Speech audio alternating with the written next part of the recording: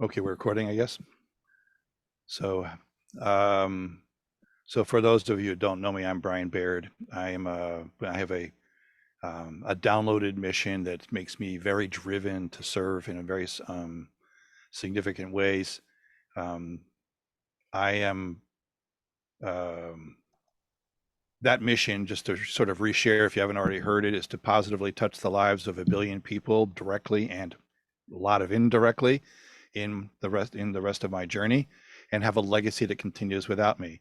It's partly just raising the vibration of humanity. It's supporting everybody. Like, this is one of the things that excites me about YHA is that it gives me an opportunity to further fulfill that mission by being here in every possible way that I can to be of service to you folks as well. Doesn't mean that it's all about me and my energy. It just, I'm very excited to be here to be part of it. Um, excuse me. Regarding this, some of the things that I like to be doing is like sharing ideas, and this is the idea we're going to talk about today. Is just one of the many ideas that I've been working with a number of communities.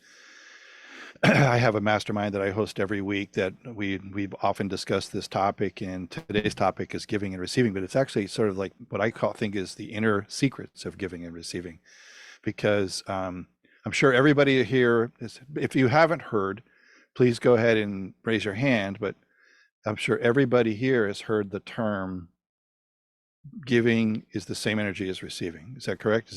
Who has not heard that? Everybody's heard that phrase, that giving is the same energy as receiving. No, you've never heard that before? Wow. So that's, first of all, that's remarkable, not because you don't know it, but because I would just assume I would have just kept on going. And so, but how does that resonate with you? And one more thing I want to add to this. This is an interactive discussion. So if you've got some thoughts to contribute here, feel free to raise your hand and let's get you to be part of the process, because I'm not wanting to show up as the authority on this topic. What I do want to show up as somebody who's experienced tremendous benefits from leaning in on this philosophy I'm about to share. And so, Shama, how does that feel when I say the energy of receiving and giving is the same? For me, I've never felt it to be the same because naturally, through my work, because I was a lecturer at college, further education, university. So I always, even in the family, I was always person who's giving. And the bit that I struggled with was the other bit that you said was about the receiving. I used to think I'm not doing anything, but I've learned this year that just take a step back, and if somebody wants to give you a compliment or give you any energy back or any compliments back, take it. And it does feel good, but I hadn't actually heard the actual phrase that you're saying, that it feels the same. For me, it was difficult. Okay, and it may not feel the same if you haven't had a chance to lean in on it. So this may be an Mm, opportunity for us to explore a theme that could enhance your own journey. The idea here is that um, you know, even in the concept of business, if we are giving in a way that is kind of with expectations, then it actually changes the energy of the giving and it becomes very transactional. And we'll talk more about that in a little bit. yeah. Um, I want to start with this premise, talking about something in the world of physics, is this word entropy. If you've never heard the word entropy, that's okay, but I'm going to describe what that really is. It's the energy, or I shouldn't say the energy, but the principle of entropy is how we make our cars run. It's how we heat our homes. It's the idea is that from order things go to disorder, and that is just an never-ending property of the universe, a never-ending property inside of physics. So we can even use the word decay if you want to, but things go from a more ordered state to a less ordered state all the time. Radioactive uranium decays. The universe is expanding and it's burning up its fuel. Stars are burning up their fuel in the process. And so 100 billion years from now, the universe could be, we don't know all the future, we don't know all the elements of the future in terms of what other possibilities are that we just can't see. But right now, a little over 100 billion years from now, the universe will be cold. It'll just be, there won't be any stars, there won't be any, it just, it'll just be cold. So, and I've heard the number 137 billion, but let's just say it's over 100 billion years from now. Anybody plan to be here in 100 billion years? I do. So, the idea though is that entropy actually happens to be a property of what we endure or experience here on planet Earth. So our bodies age, our engines wear out in our cars, the tires burn up on the road, because we're always taking that ordered state of like a rubber tire and using it to make a softer ride. And in the process, we end up losing some of the tire in the wears out eventually over time. So this idea from going to order to disorder is it's an inevitable aspect, and is at least from the world of physics. And the reason why I'm even bringing this up is it actually has a linkage to what I think is the secret of giving and receiving. So a few years back, I was contemplating this thing about entropy because I was very,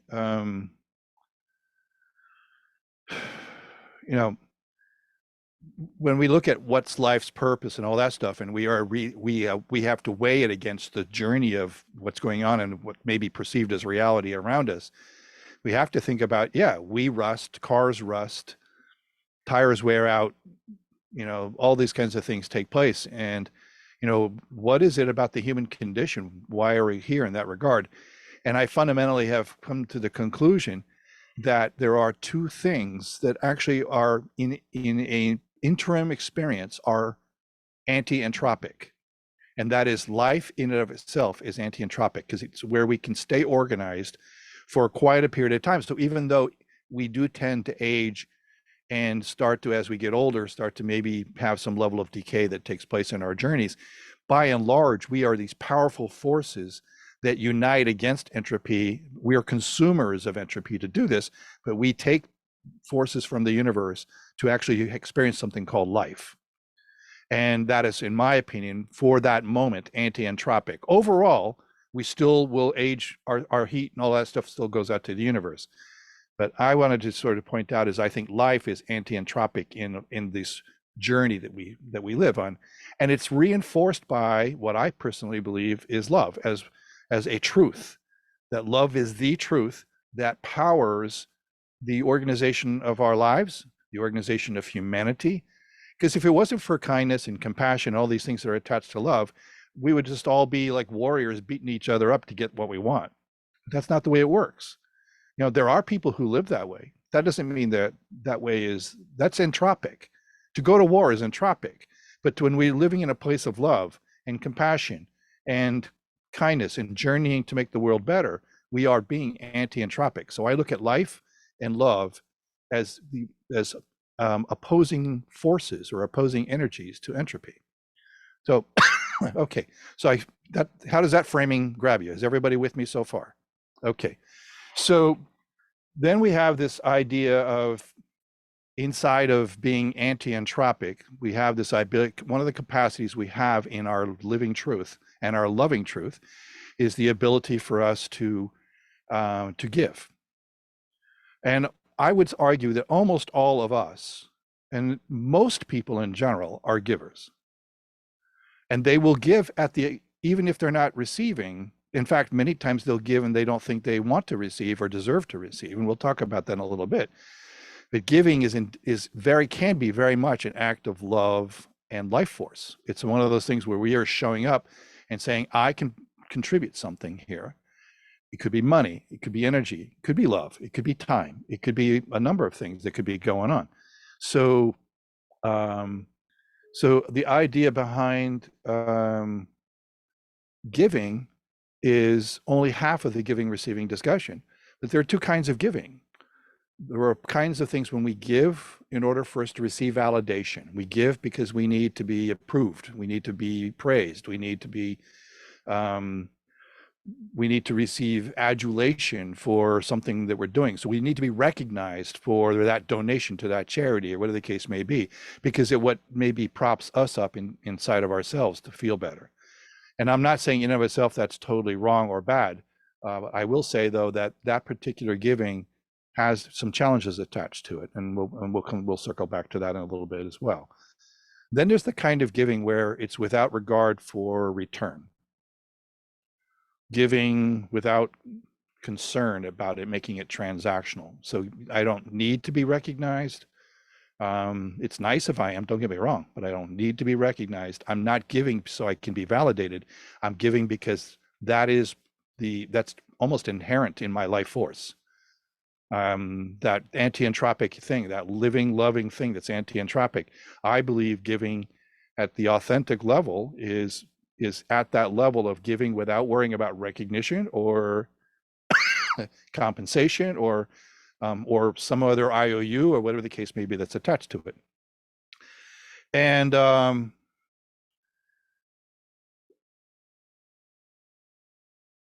those two kinds of givings have a concept of whether they're received or not. So if let's say I give to a charity and they send me a thank you, that's kind of a recognition. I may not care about that. I may just say I did what I wanted to do. I may stop and grab a meal for somebody who's living on the street, and try to make their journey better, at least for that moment in time. And in my own particular case, that's commonly what I do when somebody's on the street. I'll ask them, "Can I get you a meal?" And then I often will sit there and talk with them, or maybe even have a meal with them. And if they will follow me to a restaurant or a diner or whatever the case may be, I will engage and have a conversation with them. Not because I'm some great guy. That's the thing. I genuinely want that person to feel better in that moment. And I genuinely want to know more about who they are. And who knows in that conversation, whether I know something that can make their lives different. Maybe they just need a car. And suddenly I'm aware there's a car that's available and I can go, oh, I can connect you up with that. I don't know what everybody's story is. And I'm very keen on story as understanding people's story as an affectation or a way of showing love. For me, it's about being the one for people that I'm standing before, or many people, or whatever the case may be. And then if I was giving only to make sure that that person who's living on the street was going to be grateful, and that's all, if they were going to be ungrateful, I would get upset. Then I'm giving transactionally. If I give to that person and I don't get gratitude, I'm okay with that. This is my personal process of focusing on giving. So the interesting thing about that is I've also learned that when you give without expectation of any kind of return, you start to get returns that you didn't even expect that are so amazing. Sometimes it's a feeling, but sometimes it's a connection or a story that you can share or some other things like that. Using the idea of providing a meal to somebody who's living on the street, I've had some of the most amazing conversations with people about their journeys and who they are and what makes them tick, and in return, it's enriched me. So here I am, maybe providing a meal and providing some ear to somebody, and I become the enriched person in the conversation because I've learned something about another human being that that can inspire me to even go further in my journey with my energy and my focus on life force and love force. How are we doing so far? Is everybody still with me? Okay. So now let's talk about receiving. How about I share this kind of concept? If somebody is, I have something, I willfully go ahead and say, I would like to give this item to you, or give you some money, or share, or do this on your behalf, or whatever the case may be. And then somebody goes, oh, no, don't do that. Don't do that. No, that's too much trouble. How does that make you feel? It's a form of rejection. Now, in and of itself, if I'm willing to give without any kind of return, I can accept that they have rejected the gift and not take any offense for it and not even feel bad about it. Although I can feel bad for them because I'm recognizing that I offered this thing of my own will, of my own freedom, of my own love energy and life energy. I offered this to somebody and they rejected it. They said no. And so what happens when that's happening is we can then take that experience and go, if we are authentically giving without any concern for return, and somebody receives the gift, remember I said that my life gets enhanced by listening to the conversations or knowing that I just provided somebody a warm meal at a given time. Whether they're grateful or not is another story. They received it. That's gratitude enough for me. And when they received it, they were in turn giving me a gift back. So this is where we get the idea of that giving and receiving can be the same energy, because as I give, regardless of whether it's acknowledged or not, I still have a gift because they received it. I can say I've done something for the universe. I've done something in service, and it's made, and that my life force and my love force are further enhanced and enriched by the fact that I was able to do this, willing to do this without any consideration of what's in it for me. And now let's turn around and talk about when you and I are in the position of receiving a gift. How many of us have said, no, don't do that? How many people have said that along the way? I would say almost every one of us, if not all of us. So what we've done is we've now turned the gift into a non-gift, and that it's no longer giving in both directions because we have rejected that gift. So one of the things, and this was for me, and I would say this is probably true for almost all of us, that when we have this thing where we say, no, it's not, please don't go to the trouble, or whatever the case may be, it speaks a little bit about our fears and our defense mechanisms. One of the fears could be I might have an IOU. If they gave to me, now I must be accountable in some return to go back to them. I can't receive the gift fully without feeling obligated to them. That's one of the things that could be happening, and it could be a fear of that story. I don't want to be held accountable to somebody else. I don't want to feel obligated to somebody else for the gift. So the other kind of thing is I'm not worthy. So I am not worthy of such a gift. And this is the most common one. I am not worthy of such a gift. And so I must tell you to not give it to me. But in return, I canceled the gift going the other direction.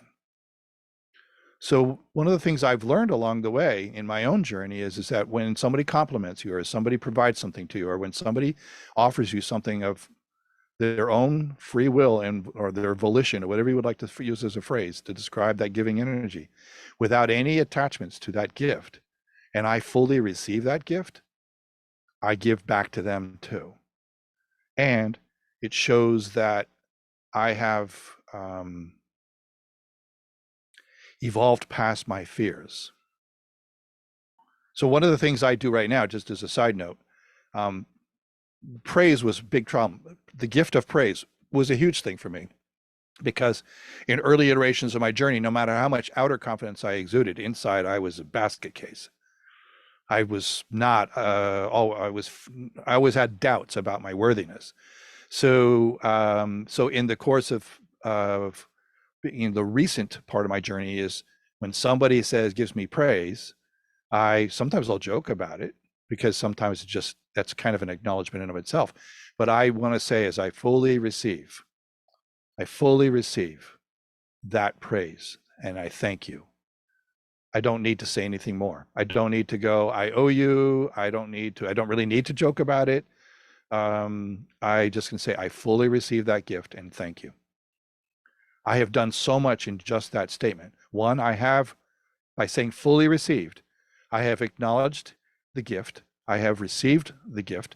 I'm using the language on myself so that I am indeed receiving the gift and not just joking about it or kidding about it or lying to myself about it. And in return, I have given a gift back to the giver. That's why giving and receiving are the same energy. How are we doing so far? Any questions? Okay. So Brian, yes. sorry, I didn't mean to interrupt. No, I it's was quite all just right. That's saying, why I asked, are there any questions? yeah, I was trying to get the mute off, and then you started again. I was just saying, you're actually tackling with one of my, I suppose it is fear. You use the word fear. And if I've done something, because I do some charity work, I've been doing it, it's going to be year 26 for me in February. And when somebody says, "Oh my God, you've been such a good thing," for me that feels it's not right. Yeah, But now what I've started doing, my lesson this year has been, thank you for appreciating, thank you, and just receiving that compliment, and as you know, in all sorts of situations. So I'm really enjoying your chat today. I really am, and I'm thank you. making notes, lots of them. No, I am going to turn this into a video sometime over the next few, maybe a week or so. So if anybody here would like that video to be made available to them, I'll just make sure, just, let me know somehow or other. So, Brian, just a quick comment, Brian, if you don't mind. Because for me, it's a bit more complex than just they have the same energy, and for me, it's balance, and probably that balance may be different at different points, or the relationship between the giver and the givee. And for me, I was thinking about it's so important around the intention of the givee that it's coming from the right space when you're giving, and there's also really important for me that you're aware and respect the giver's perspective as well. So you're not, loading on someone from your perspective with not completely understanding where they are and their perspective of the world. So that for me is a huge component of getting that balance right between the intention behind your giving and respecting the perspective of the givee as well, if you want to put it in those terms, oh yeah, I mean, I could do an entire workshop on just that thing you just said, where we're talking about intention and attention, and the intention and attention of the receivee or receiver, the giftee, as you called it. And it's a very rich thing you just added to the dialogue. Thank you. So I am going to try to, when it comes to the giving and receiving is the same energy, I'm going to go to another level here where I'm going to talk about kind of why it's the same energy. I do understand perspective of what's going on can be different, yet the energy underneath might be the same. And I'm not going to sit here and tell you that I'm the only one with the answer and Seamus, you're wrong. I'm saying, I think when we look at the other levels of this, we start to realize that this is very nuanced. This is very delicate. There is a dance in this giving and receiving conversation, because we as human beings will get caught up in the human condition sometimes, and we'll do something for validation, or we'll do something that is transactional, or we'll do something that reject something because old patterns might show up for that day or that moment. And we are now living in a place of fear today and going, nah, you didn't need to praise me. No, I don't, or no, I don't want that cup of coffee, this gets particularly intense. If you ever want to know where this gets really tricky is when who pays the check at dinner when you're going out to dinner with people. Here, let me pick it up. No, let me pick it up. Okay. Yeah. So,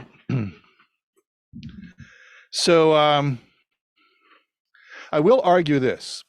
If you're nervous at all about having received something, it kind of puts you on the right track. So there's no judgment attached to this idea that if we are having that sense of saying no to the gift, that we are somehow or other massive failures.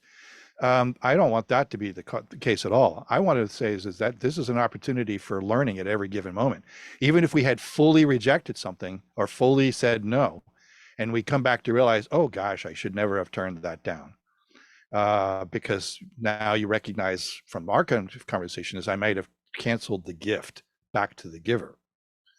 So, so when you're nervous about receiving something, I want to say that puts you on the right track, because now you get an immediate opportunity to go, ooh, I recognize this pattern.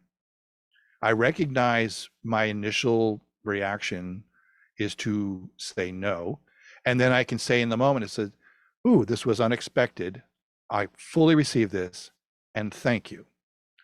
And don't think about it as obligation, or don't think about this in terms of not worthy or whatever the case may be, even though there may be some of that underneath. So you can get in the habit. So some people have heard that phrase, fake it until you make it. I'm not a fan of it, but I do like the phrase, faith it until you make it. So if I can convince you that this is a really positive way, and this has been a challenge for you or for anybody you know. So maybe when I'm not speaking, you're all light workers, you might really understand what I'm saying with a great deal of intricate detail and understanding. But anybody you know, anybody you know, you could be looking at this idea as how to share this concept of giving and receiving also. So yes, you can faith it until you make it, as long as you can, somebody you know before you can inspire that trust in you. And this brings me to the next level discussion on this thing, which is, as we are evolving in our human condition, and especially as we're going on our own spiritual journeys, I have a lot to say about what I call the 5 core values of the human condition. I'm not going to spend time on all 5 of them today. I'm going to say there are 2 of them, which is trust and personal power. They are also embedded in the other concept that we talked about earlier, which is love. And so if you look at life force, by the way, it could be another form of personal power. And the idea is that personal power is that kind of power you have when you're able to be vulnerable. So think about this. If my initial reaction is to reject a praise, my initial reaction is to reject praise from somebody and say, no, it was nothing, I deserve, somebody else deserves the credit, no, don't put me in the spotlight on this, whatever the case may be. I have stepped out of my personal power, because I think we all have it underneath, even if we're not exemplifying it in our daily actions. But if we can have faith or trust that personal power is there, that our love for ourselves, even if we haven't evolved to completely get closer and closer to this idea of living in love, self-love, especially living in kindness and compassion for ourselves and others, even if we haven't been able to fully evolve into that process, if somebody else who has been a few steps ahead of us can inspire them to just trust, just have faith that this will work for you. So you can have faith it until you make it. So you can say, even though you might not believe fully you deserve to receive that praise, or you may be afraid that there's an obligation attached to that, or whatever the case may be, just go, I'm going to faith it until I make it. And I'm going to step over my initial feelings to go ahead and say, thank you. This was perhaps unexpected. Thank you. And I fully receive this, so that we can make sure that the giving and receiving cycle doesn't get broken. Now, caution, you might find somebody is genuinely trying to give you for transactional purposes. They might be looking for obligation. They might be looking for something deeper, or not, maybe less deep than this idea of it being a spiritual, energetic, human, embracing, higher vibration concept. And if you absolutely know that to be the case, you are entitled to reject obligatory gifts. We're going to call those, instead of calling those gifts, I want to say you're entitled to reject favors. Does that make sense? Even praise could be a favor. However, your fear could make everything look like a favor. So it's a tightrope. It's a dance. It's a matter of saying, you know what, if it's not that clear, let me receive the gift. That's my tune. Rather than lowering the vibration of humanity, let's just raise the vibration of humanity. And you can say, I thank you. This was unexpected. I fully received this gift, and just shut up and move on, because you don't have to honor the obligation, because you're receiving the gift purely. At least, hopefully, you're receiving the gift purely. So you could receive 100% of the time. I just want you to be aware, you do not have to accept the favor. However, you need to be clear as whether it's a favor or not. So if you are, as I was saying before, if you are living in... Can I ask a question here quickly? Sure, of course. This is awesome. Really a great perspective. Is any gift intention? Is there an intentionless gift? Is there such a thing as an intentionless gift where you're not getting back yourself? Because I said, as you say, you're just the giving, you're getting back in receiving the same energy. But I'm just thinking from an intention point of view, if you're addicted to the energy of receiving, then there is an intention to feed that addiction. Okay. I'm not clear on the question, but let me see if I can say it in a way that maybe you can say this is where you were going with this. So let's say you've gotten into the habit. Now you're saying you use the word receiving. So what if, I mean, and I'm going to put the word intention. So let's say if I'm giving for favor, that's not necessarily the appropriate intention. Would that sound reasonable? Let me put it another way. If Well, I I give just I just want to ask you the question. Does it sound reasonable? If I'm giving for a favor, does that sound like it's not a good, positive way to give? yeah, that doesn't sound a good way to. What if I say I'm receiving to be a taker, as opposed to just receiving out of purity? I receive to take. That Does that also doesn't also sound. doesn't feel so well, right? And by the way, I'm going to be talking on the 14th about receiving and taking in much more detail. At least that's the plan. So, so now I'm going to ask you, based on what I just said, you said something about intention and receiving, and I want to get clarity on that. So please go ahead and do that.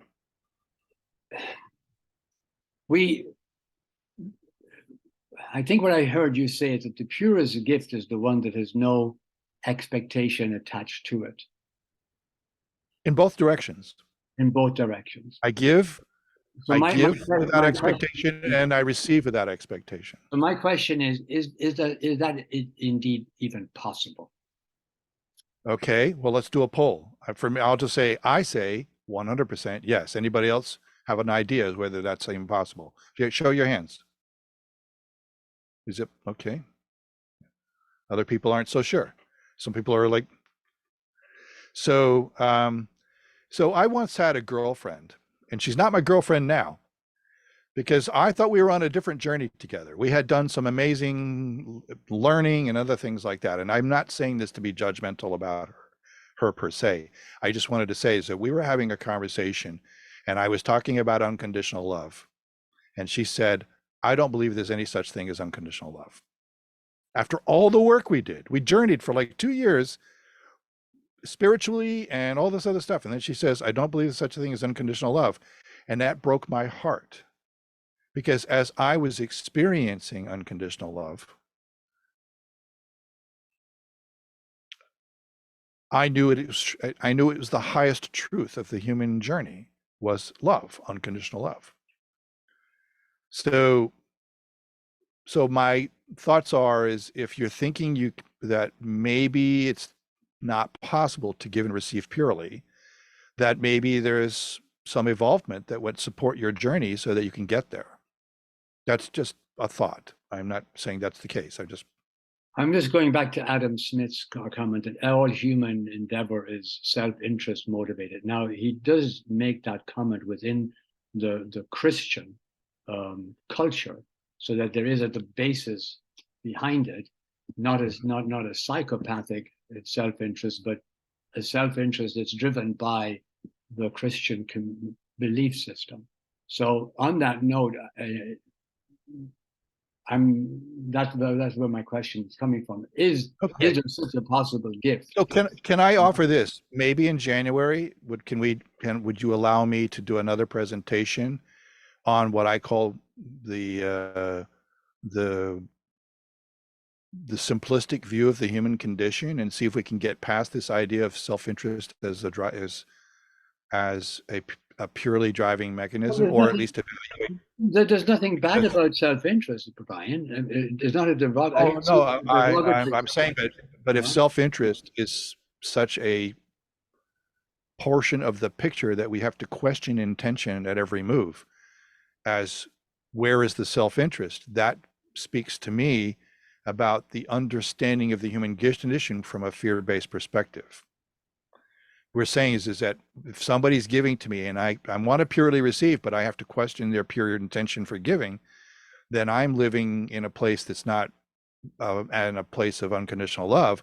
I'm living in a place of fear-based evaluation of everything that's coming at me. So if it's all right with you, I would like to actually, and anybody else who wants to hear this, say yes, or say do something, put it in the chat or whatever.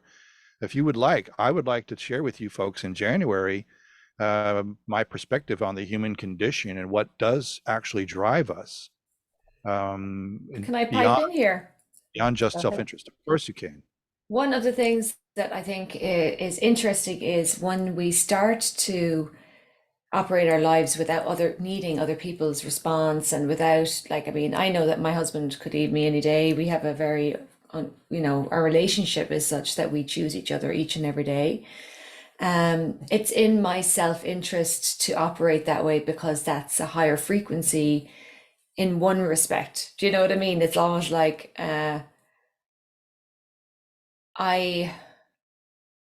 my heart wants to be part of a higher perspective, and that higher perspective understands that we have to choose every day what we want and what we don't want, and that I can't hook someone into anything. If a client comes to me and then they have to stop coming and they don't pay me, to me that's okay, off you go. So I'm at peace. So the payoff for me is when I don't have an intention and when I don't have a strong need from when I give, that my payoff is a more peaceful response to whatever happens. I don't know if that can be called self-interest, but it certainly is in my best interest to not need that reciprocity net all the time. Right. I think what you described us there, just like when we had talk about different kinds of giving, there's different kinds of self-interest. So the question is can we step into that evolved self-interest model as you just described? Because it's fear that keeps us from doing so almost in every case, if not 100% of the time. And I would like to add to this idea that I want to see how I'm going to say this. The outcome, in my opinion, in my experience right now, the outcome for this higher vibration form of living is a form of freedom that gives you joy. I can't explain it any other way other than if you haven't experienced it, let's get you there. But it's just like, is that one, I have freed myself up from fear-based decision and evaluation mechanisms. I have become free or more free. And that's where you get more joy. In fact, I would almost argue some of my journey can be quite blissful at times because I'm just like, maybe I'm just an idiot bypassing everything or whatever the case may be. But in reality, that's what I feel is often a great deal of positive journey experience. And I don't get depression. If I have moments of sadness, they're fairly short. I don't really have that many, although I have had maybe a day when I had to process something that came at me that was just non-positive energy. And I don't even know if you want to call it sadness, but it did dip my energy down. And I wouldn't even want to describe it to you folks, this one thing that happened recently, but it was just definitely a non-positive thing that just kind of went, whew. It took me off my my elevated platform, so to speak, of joy and freedom. But I want to say, if our intentions are to create freedom for ourselves, in a sense of joy type of freedom, a sense of just feeling released type of freedom, then I think that's a good way of having self-interest, if that makes any sense. Or how are we doing so far? Anybody bored and doesn't want to be here? We're going very deep, so we're staying all in the main room, which of course is beautiful. And I have one more thought, if I can wrap up, and then and that is that that trust and personal power is what allows us, when we have developed that that release from fear, so that we can trust. We trust the universe. We trust ourselves, especially those two elements. That means we trust others, and it's okay to trust others and have them let you down, because it's just like giving and receiving. You're inured from the impact of that challenge by being so high vibrational, being so caught up in your personal power and trust. The kind of power I'm talking about is that power of vulnerability, where not power of force, but power of vulnerability, the ability to take on non-positive experiences from other people or non-positive experiences from the universe and roll with those experiences and learn from them and live through them, thrive from them, and return to that place of personal freedom. So this is my long, I didn't realize I was going to be talking this long. I apologize. This is my long arc on the discussion about giving and receiving, the secret of giving and receiving.